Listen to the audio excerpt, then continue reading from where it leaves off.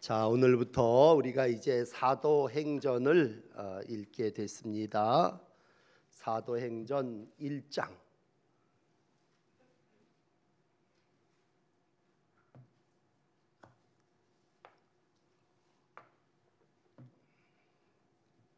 (1절) 말씀부터 5절까지의 말씀을 봉독합니다.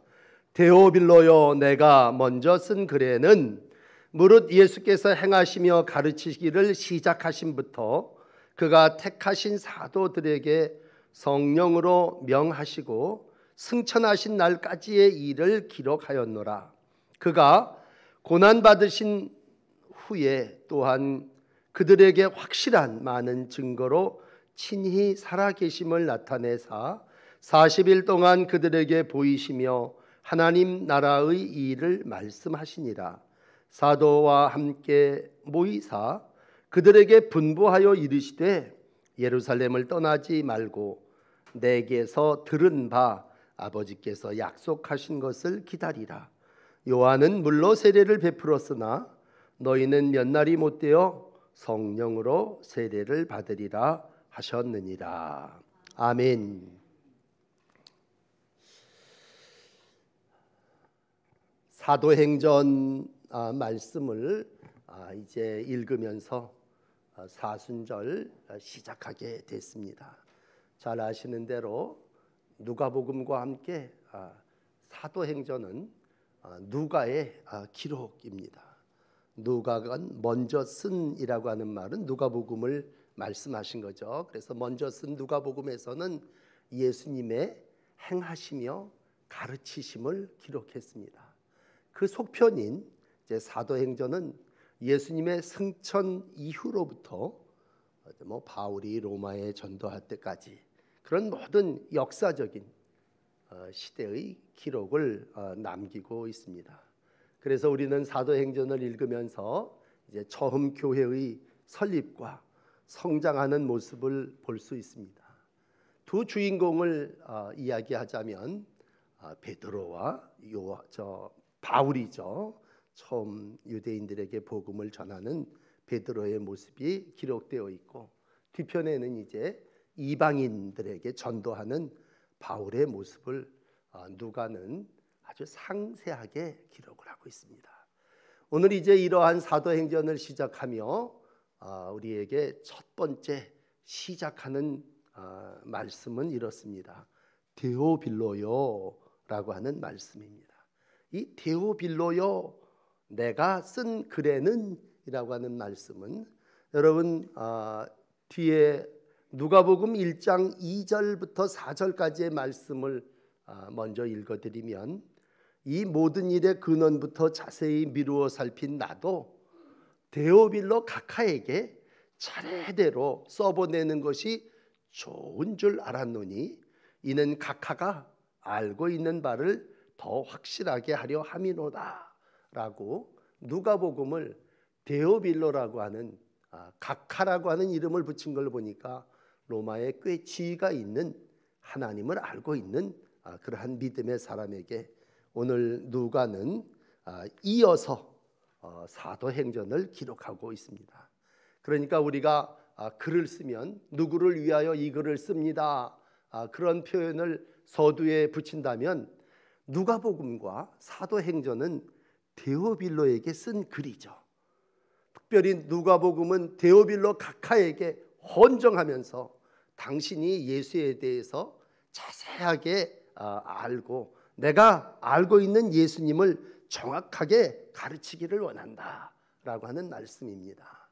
오늘 데오빌로라고 하는 말씀을 먼저 여러분들에게 나눈다면, 여러분 누가는 예수님의 직선 제자는 아니었습니다만 예수님을 만나고 나서 일생 예수님과 또 사도 바울과 함께 복음의 길을 갔던 사람입니다.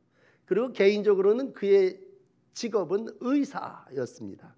그래서 누가복음을 보면 많은 병 고친 자들의 기록이 있죠. 그런데 다른 복음서하고는 다르게 의사로서 더 자세하게, 어떤 부분은 발과 발목에 힘을 얻고 라고 하는 말씀으로 아주 상세하게 관찰력 있는 내용을 기록하고 있습니다. 그런데 이러한 모든 내용들이 다 데오빌로라고 하는 한 사람, 그 사람에게 올바른 예수님을 전해주기 위해서 기록했다고 하는 것이고, 확실한 근거를 삼아가면서 정확하게 썼다고 하는 것을 강조하고 있습니다. 여러분, 예수님의 탄생부터 십자가의 죽으심, 부활, 그리고 이제 오늘 읽게 되는 승천하심, 이것이 예수님의 일대기라면, 역사라면 이것은 곧 복음입니다. 오늘 이 복음을 자기는 곁에서 더 자세하게 정확하게 보았기 때문에 나는 이 보고 들은 것을 다른 사람들에게 알려주기를 원한다 라고 하는 것이 오늘 의사 누가의 지필 의도입니다. 그러면서도 놓치지 말아야 될 것은 데오빌로 한 사람을 바른 신앙으로 양육하기 위해서 이 글을 썼다고 하는 것입니다. 여러분 잘 아시는 대로 복음서는 사도행전과 누가복음을 펼쳐보면요, 한 4분의 1 정도 되는 많은 분량입니다. 이 많은 분량의 예수에 대해서, 초대교회에 대해서 한 사람의 올바른 신앙 성장과 가르침을 위하여 글을 썼다고 하는 거예요. 우선 그 자체가 참 놀랍습니다. 누가 시키면 이 일을 하겠습니까? 자발적인 헌신이었습니다. 그리고 배운 바 확신함을 알게 하기 위해서 차례대로 기록했다고 분명히 복음 전하는 전도자의 모습을 우리에게 보여주시고 있습니다. 어느 때보다도 한 영혼이 소중한 때입니다. 여러분 한 주간을 지내시면서 정말 한 사람 한 사람, 어떤 사람은 동선까지 기록하면서 이 사람이 동춘동에서 우리 김정옥 권사님 사시는 풍림 아파트에서 한 확진자가 이렇게 왔다면 그 사람이 어디를 거쳐서 어떻게 갔다라고 할 때 우리가 참 그 사람의 동선을 아주 관심 있게 바라보고 그 사람이 갔던 모든 것을 이렇게 폐쇄하고 방역하고 그런 것을 봅니다. 정말 그동안에는 수많은 사람들이라고 생각하고 누가 드나들었는지 모르는 그러한 거지만 오늘 한 사람에 대한 그러한 소중함을 다시 한번 생각하게 된다면 여러분 영적으로도 똑같습니다. 예수님은 한 영혼을 귀히 여기시는 분이시고 오늘 누가는 한 영혼인 데오빌로의 신앙을 올바로 세우기 위해서 샅샅이 파헤쳐서 근원부터 자세하게 확실하게 이 글을 기록하고 있음을 마음에 담으시기를 바랍니다. 우리가 다수의 시대를 살아나가고 정치의 시대를 살아나가다 보면요, 모든 게 다수결에 의해서 결정되어지고 다수가 모든 것을 지배한다고 그렇게 생각합니다. 그런데 오늘 전도자는 또 영적인 사람은 어떤 자세를 가져야 되느냐라고 했을 때 예수님도 그러하셨고 누가도 똑같이, 누가복음을 읽어보시면요, 예수의 여러 가지 비유와 사역을 기록할 때 그는 예를 들어서 100마리의 양이 있었다. 그러면 그 100마리를 중요시하는 게 아니라 잃어버린 한 마리의 양을 귀히 여깁니다. 그래서 잃은 양 하나를 찾아 떠나시는 예수님의 모습을, 잃은 은전 하나를 찾아서 온 방구석을 뒤지는 모습을 기록하면서 잃어버린 한 영혼이죠. 그건 100에 비하면 정말 소수, 작은 것에 불과하지만 하나님의 역사는 오늘 예수 그리스도의 마음은 한 영혼을 사랑하시고 하나에서부터 시작되어진다고 하는 것입니다. 그러므로 구원의 역사는 한 사람에 의해서 이루어졌습니다. 천하보다도 귀한 한 영혼의 바른 양육을 위해서 누가는 오늘 누가복음과 사도행전이라고 하는 많은 분량의 글을 썼습니다. 오늘 우리는 이 모습을 보면서 참 하나가 중요하구나, 한 영혼이 중요하구나 라고 하는 생각을 다시 한번 갖게 됩니다. 오늘 이러한 영혼을 사랑하는, 한 영혼을 사랑하는 누가의 마음이 없었다면, 물론 다 하나님의 역사 계획이시겠지만 우리가 어떻게 누가복음을 읽었을 것이고 우리가 어떻게 이 아침 사도행전을 읽을 수 있겠습니까? 한 영혼을 사랑하고 그 영혼에게 예수님의 모습을 자세히 알려주기 위해서 오늘 이 글을 썼기 때문에 그 은혜로 우리는 누가복음과 사도행전을 읽으며 살아계신 하나님의 자세한 역사를 볼 수 있습니다. 다시 한번 이 땅을 살아나가며 데오빌로, 이 데오빌로라고 하는 말은 데오스라는 하나님과 필로스 사랑이라는, 하나님을 사랑하는 자라는 뜻이래요. 하나님을 사랑하는 자 한 사람을 위해서 이와 같은 헌신을 했다면, 오늘 아마 교사들이 가져야 되는, 우리가 이 땅을 살아나가며 가르치는 자가 많은 사람을 모아놓고 가르치는 것이 아니라 정말 한 영혼을 올바른 곳으로 인도하는 것이 얼마나 소중한 것이냐. 한 아이를 믿음의 뿌리 안에 세우기 위해서 하나님을 자세히 알지 못하는 사람에게 오늘 장문의 글을 써가면서 그 영혼이 올바른 믿음 안에 자라나게 하기 위해서 우리가 신앙의 삶을 살아나간다면, 그 신앙이 누가의 삶이고 그 신앙이 이 땅을 구원하기 위해서 오신 예수 그리스도의 삶인 줄을 믿습니다. 어느 때보다도 한 영혼을 사랑하시는 하나님의 사랑하심이 나를 구원했고 또 이 땅에 우리의 삶 속에 이루어져야 될 줄을 믿습니다. 특별히 우리의 가정 가운데 한 영혼 데오빌로가 있습니다. 오늘 나에게 있어서 데오빌로가 누굴까? 그런 생각을 할 때 난 오늘 이 사람에게 전화도 해야 되겠고, 이 사람에게 손편지도 한번 써봐야 되겠고, 이 사람에게 정말 내가 알고 있는 복음, 내가 만난 예수님을 전해야 되겠다고 하는 영적인 전도의 회복이 저와 여러분 가운데 있어지기를 원합니다. 그래서 하나님께서 오늘 우리가 비록 여러 가지 어려움 가운데 있지만 정말 우리가 기회가 있는 대로 착한 일을 하되 믿음의 가정들에게 한다면 오늘 내 가정 식구들에게 올바른 확실한 예수 그리스도를 전하는 모습이 사랑하는 이 시대를 살아나가는 누가와 같은 제자에게 있어지시기를 축복합니다. 두 번째는 이제 좀 내용을 달리하여 다시 예수님께서 이제 40일 동안을 제자들과 함께 하시다가 약속의 때가 되어 하나님의 나라로 승천하시게 됩니다. 그러면서 건너뛰어서 이제 3절에 복음을 말씀한 다음에 4절에 와서 사도들하고 함께 예수님이 마지막 최종 정말 점검을 하고 석별을 하는 시간을 갖게 됩니다. 오늘 제자들을 다 불러 모으신 예수님께서 분부하십니다. 여러분, 이 사도행전 1장 4절은 예수님께서 제자들에게 마지막 분부하신 말씀이기 때문에 또 중요합니다. 우리가 항상 마지막에 무슨 말씀을 하셨느냐라고 할 때 십자가에 못 박히기 전에도 중요하지만 부활하시고 함께 40일을 계시다가 승천하시기 전에 다시 제자들을 모아놓고 뭐라고 분부하셨는가? 읽어드리겠습니다. 4절에 보면 이르시되 예루살렘을 떠나지 말고 라고 하는 말씀으로 오늘 말씀을 시작합니다.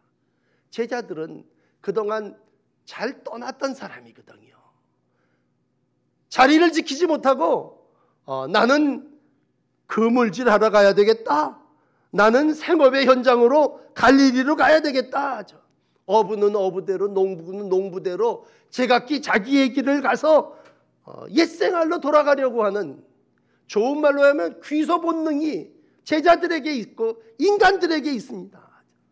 그러므로 우리가 우리를 이렇게 생각해 볼 때요, 우리는 참 끈질김이 없어요. 어떻게 보면 참 쉽게 포기하게 되고 쉽게 잠들어 버리니까 예수님이 늘 일어나라 함께 가자, 좀 끝까지 할 수 없겠느냐라고 할 때 너무나 은혜 받은 우리가 요한복음 13장 1절은 예수님의 삶의 스타일 중에 제자들을 사랑하실 때 끝까지 사랑하시는 모습 아닙니까? 그러나 우리의 모습은 예수님을 따르되 끝까지 따르지 못합니다. 우리 육신이기 때문에 나약하고 어떻게 보면 변덕스럽고 요즘 말로 얘기하면 좀 배반도 하고 잘못된 가르침에 미혹되어 다른 길로 가기도 합니다. 그래서 영적인 이 신앙생활도 마지막을 영으로 끝내지 못하고 참 육신적인 그러한 어리석은 추락의 삶을 살게 됨을 보게 됩니다. 그건 비단 우리뿐만이 아니라 구약에 나타난 모든 사람들이 출애굽을 했는데도 다시 옛 생활로 돌아가려고 하는 유혹이 있습니다. 그래서 오늘 예수님 마지막 당부는 뭡니까? 제자들아, 예루살렘을 떠나지 말아라. 아주 분부하시고 당부하십니다. 예루살렘은 어디입니까? 예루살렘은 갈릴리 사람들에게 있어서는요, 참 적응하고 살아나가기 힘든 곳입니다. 그러나 너희에게 약속한 것을 기다려야 될 장소는 예루살렘이라고 하는 말씀입니다. 여러분, 우리의 신앙생활은 뭐 여러 가지가 있겠습니다만 기다림입니다. 너 예루살렘을 떠나지 말고 약속한 것을 기다리라. 그것이 예수님이 제자들에게 주신 살아생전의 마지막 말씀이었다면 예루살렘을 떠나지 않는 것도 중요하지만 결국에 가서는 기다리는 것이죠. 그리고 우리는 너무 잘 아는, 이제 내일 읽을 사도행전 2장에 보면 열흘 지난 오순절에 마가의 다락방에 기다렸던 모든 이들에게 약속하신 성령을 허락해 주시지 않았습니까? 시간적으로 보면요, 뭐 14일을 격리하고 열흘을 기다리는 거 그렇게 긴 세월은 아니에요. 사순절 40일을 지낸다 그래. 여러분, 잠깐 지나면 또 부활절을 맞이하게 됩니다. 그러나 중요한 것은 그 사순절을, 부활하신 주님을 과연 내가 약속을 믿고 기다리고 있느냐라고 하는 것이죠. 다 잊어먹고 육적인 삶을 살고 있다는 것입니다. 먼저는 기억하셔야 될 건 장소입니다. 장소. 예루살렘을 떠나지 말라 그런 얘기입니다. 뭐 여러 가지로 설교할 수 있고 해석할 수 있지만 예루살렘은 교회고, 예루살렘은 하나님의 은혜가 임하는 곳이고, 예루살렘은 약속의 장소이고, 예루살렘은 내가 사명을 감당해야 될 자리입니다. 그 자리를 떠나서는 안 된다는 얘기죠. 예수님께서 마태복음 25장의 천국의 비유를 얘기하시면서 열처녀의 비유를 우리가 잘 아는데, 낭패를 본 미련한 5처녀는 뭡니까? 라고 했을 때 기름 떨어졌잖아요. 그런데 결국은 중요한 건 기름을 다시 채우기 위해서 그 자리를 떠나갔죠. 참 묘한 건 그 자리를 지키지 못하고 잠깐 기름 채우러 떠난 사이에 하필이면 그때 예수님이 오십니까? 그들이 기름을 사러 간 사이에 비었다는 거죠. 신랑은 왔고 이미 문은 닫혀버렸고, 돌아온 처녀들이 열어달라고 소리쳤지만 그녀들에게 문은 열리지 않았습니다. 이유는 있고 핑계는 다 있죠. 기름 중불 준비하라 잠깐 떠났고, 아유 난 저 사람들하고 같이 깜빡 졸았고 한 번 실수했기 때문에 내가 그 장소 그 자리를 떠났습니다. 그러나 그것 때문에 오늘 신랑을 만나지 못했고, 그 여인은 미련한 처녀라고 하는 이름을 남기게 됐습니다.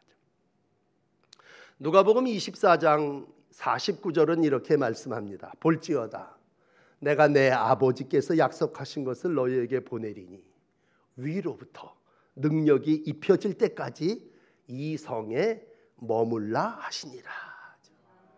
예수님의 말씀은 이 성에 머무르라는 거예요. 언제까지? 위로부터 능력이 입히울 때까지라는 얘기입니다. 결국 신앙의 삶은 자기의 자리를 지키는 것입니다. 여러 가지 형편과 상황이 우리를 위협한다 할지라도 우리가 해야 되는 건 뭐예요? 하나님의 말씀이 예루살렘으로부터 나온다고 하는 것이고, 내가 내 자리를 지킨다고 할 때 여러분, 교회 안에서 자리를 지키는 거 쉬운 일 아니에요. 그 유명한 누가복음 2장에 보면 예수님을 품 안에 성전에서 아는 여인이 하나 있죠. 이 여인은 과부가 되고 84세가 되었다고 그의 이력을 기록합니다. 그런데 누가복음 2장 37절에 보면 그 사람의 모습을 이렇게 기록합니다. 과부가 되고 84세가 되었더라. 이 사람이 성전을 떠나지 아니하고 주야로 금식하며 기도함으로 섬기더니 마침 이때에 나와서 하나님께 감사하고 예루살렘의 속량을 바라는 모든 사람에게 그에 대하여 말하니라. 여러분 84세 긴 세월 과부의 삶이 얼마나 어렵고 힘든 삶이었겠습니까? 그러나 이 여선지 안나는 84세가 되도록 성전을 떠나지 않고 금식하며 기도하며 약속한 메시아가 이 땅에 자기에게 올 것을 믿고 결국은 품 안에 안고 이젠 죽어도 여한이 없다. 그럼 뭐예요? 메시아를 기다리는 믿음이죠. 여러분, 우리가 이 땅을 살아나가며 기다림은 우리의 신앙입니다. 결국은 우리 기독교는 기다림의 종교입니다. 또 기독교인은 기다리는 사람들입니다. 그런데 그 기다리는 사람에게 있어서 제일 필요한 건 뭡니까? 믿음입니다. 믿음. 올 줄 믿고 기다리는 겁니다. 이루어질 줄 믿고 기다리는 겁니다. 사도행전 10장 24절에 보면 고넬료라고 하는 사람이 베드로가 오기를 간절히 기다립니다. 이제나 오실래나 저제나 오실래. 온 집안 식구들 친척들을 다 모아놓고 사도 베드로가 오기를 기다릴 때에 그의 눈은 사도 베드로를 향하여 사도 베드로가 주시는 말씀을 사모하며 기다렸습니다. 그게 뭐예요? 믿음입니다. 그 믿음이 그 가정을 구원했습니다. 그러므로 기다림의 신앙은 곧 우리에게 믿음입니다. 여러분, 이루어질 줄을 믿고 기다리십시오. 다락방에서 마음을 같이 하고 기도했던 사람은요, 약속이 이루어질 거다. 아멘. 제가 믿습니다. 그리고 믿음으로 기다렸습니다. 결국은 예루살렘을 떠나지 말라고 할 때 자리를 지키는 것도 중요하고, 얼마 못 되어 성령이 너에게 임할 거라. 시간이 우리에게 얼마인 줄은 알지 못하지만 열흘 동안 내 자리를 지키고 믿음으로 기도할 때에 하나님께서 그 믿음의 자녀들에게 성령을 충만하게 허락해 주셨습니다. 오늘 이 땅을 살아나가며 우리에게서 무엇보다도 필요한 건 믿음이고, 그 믿음을 가지고 기다리는 성도의 삶을 살아나가는 여러분 되시기를 바랍니다. 바라기는 그 기대하고 기다리는 믿음이 여러분들에게 반드시 이루어질 줄을 믿습니다.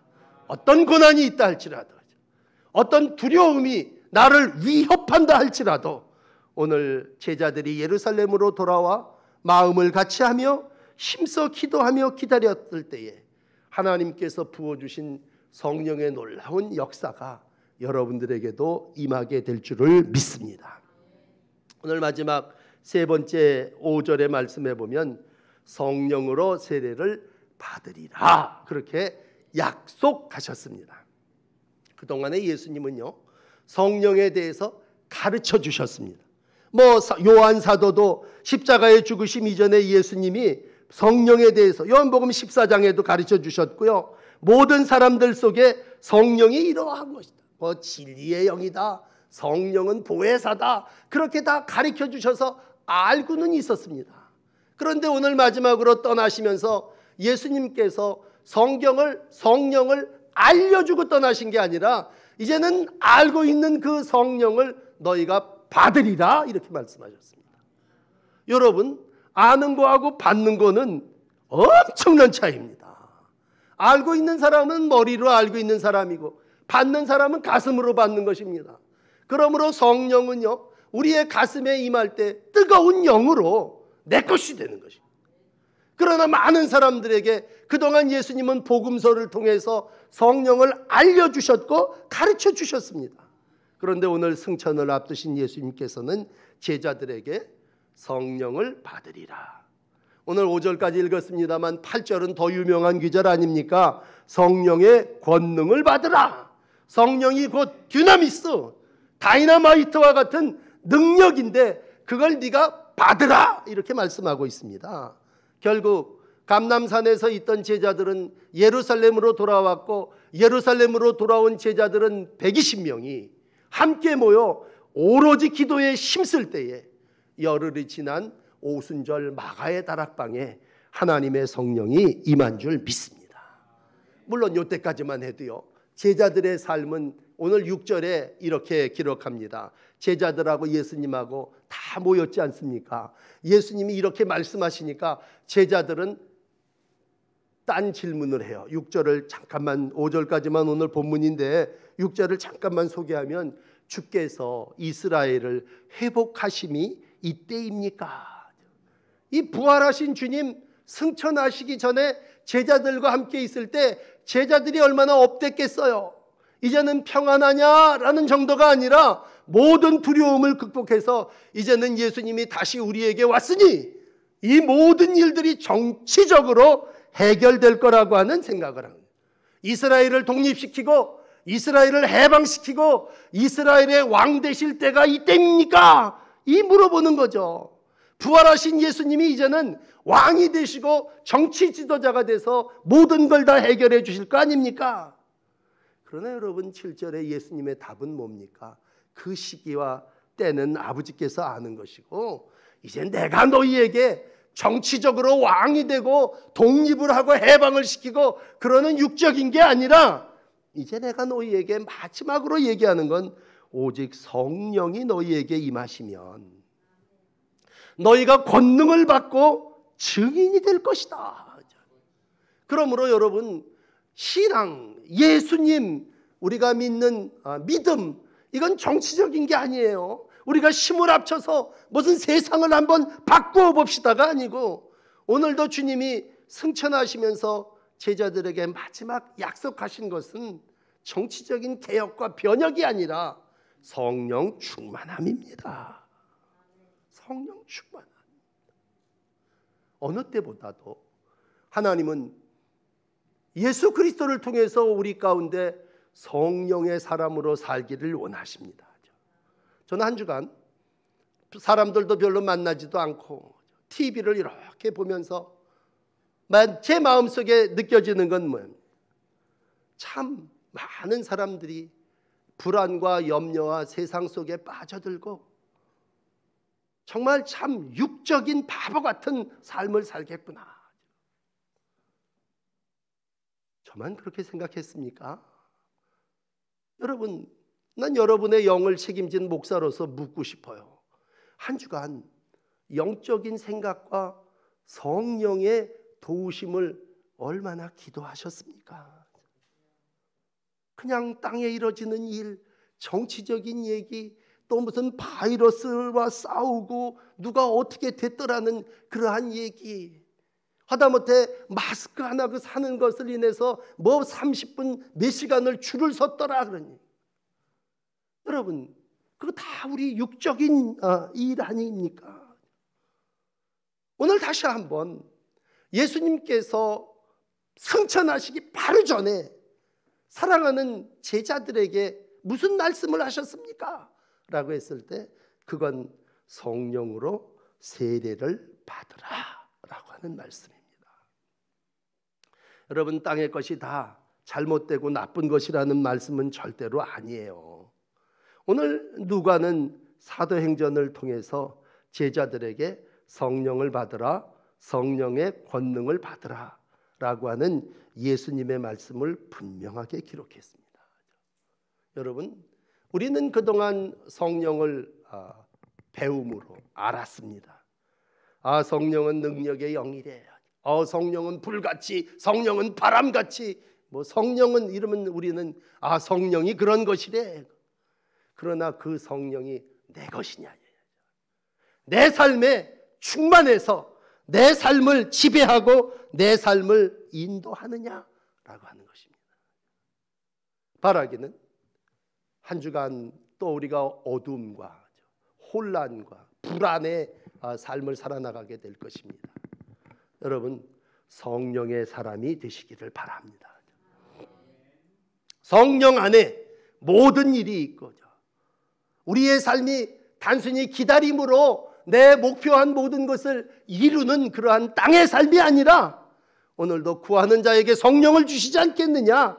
진리의 성령이 오시면 이 모든 것을 알게 하고 다 바꾸시리라. 그래서 별로 많은 배움이 없었던 제자들이지만 하나님의 영이 그들에게 임할 때 사도행전 이제 우리가 사순절 28일 동안 계속 읽어 나가겠습니다만 다 성령의 충만함을 받았습니다. 그리고 성령의 말하게 하심을 따라서 말하기 시작했고 믿음의 열매가 맺혀지게 됐습니다. 여러분, 기다림이 믿음이라면 믿음의 열매는 성령 이후에 열리는 하나님의 놀라운 약속입니다. 오늘 성령의 역사가 여러분과 함께 하시기를 축복합니다. 우리 하나님, 우리 예수님은 한 영혼을 소중히 여기셔서 하나를 빚으시고 그 하나로 이 땅에 번성과 창대의 역사를 이루어 가셨습니다. 오늘 그 한 사람 예수님을 이 땅에 보내주셔서 예수님을 믿음으로 말미암아 모든 사람들이 영적인 구원을 이룰 것을 약속해 주셨습니다. 오늘 성령 그 하나님이 우리 가운데 오셔서 우리의 모든 소망, 우리의 모든 삶을 변화, 바꾸어 주심을 약속해 주셨습니다. 오늘도 하나님과 예수님과 성령 삼위일체 하나님이 주시는 믿음의 놀라운 역사가 여러분 가운데 함께 하시기를 축복합니다. 기도드리십시다. 땅을 고치시는 하나님, 이 땅을 불쌍히 여기시고 긍휼히 여겨주시기를 원합니다. 병든 자를 고치시는 주님, 불안에 떠는 자들을 돌보아 주시고 또 전염병으로 인하여 투병하는 이들에게 치유의 은총을 허락하여 주시옵소서. 오늘도 육적인 삶을 살아나가는 이들을 불쌍히 여겨주시고 우리가 다시금 육적으로 탐욕에 따라 사는 자들 되지 않게 하여 주시고 영적으로 살게 하시고 한 영혼을 구원하기 위하여 이 땅에 오신 예수님을 따라 살아나가는 귀한 제자들이 되게 하여 주시옵소서. 3.1절 101주년을 맞이했습니다. 나라가 민족이 어려울 때에 나라를 위해서 태극기를 흔들고 앞장섰던 믿음의 선배들처럼 우리가 시련과 고통 속에서 하나님의 나라를 이 땅에 이루어 나가게 하여 주시고 하나님의 영광의 도구로 쓰여지게 하여 주옵소서. 그러나 기도하옵기는 우리가 모든 일을 성령 안에 이루어 나가기를 원합니다. 주님, 하나님의 영을 우리에게 부어주시사 성령 충만한 성도들이 이 땅에서 질병도 이기게 하시고 모든 문제도 해결하며 살아나가는 복된 날들이 되게 하여 주시옵소서. 코로나19 바이러스와 또 이단 신천지로 인하여 어려움을 당하고 있사오니 하나님께서 다시금 복음 전도자들을 세우시고 우리로 성령 안에 모든 일들을 이루어 가게 하여 주시옵소서. 불로 태워올 것을 태워주시고 강한 바람으로 날릴 것을 날려주시고 기름 부으심으로 우리를 새롭게 하여 주시옵소서. 사순절기를 시작하게 됐습니다. 다시 한번 소망 가운데 기대하며 기도하게 하시고 한 영혼을 사랑하시는 하나님의 놀라운 은혜 받는 귀한 성도들 되게 하여 주시옵소서. 예수 그리스도의 이름으로 간절히 기도드립니다. 아멘. 우리 헌신 찬송가는 212장입니다. 겸손히 주를 섬길 때 우리 찬송합시다.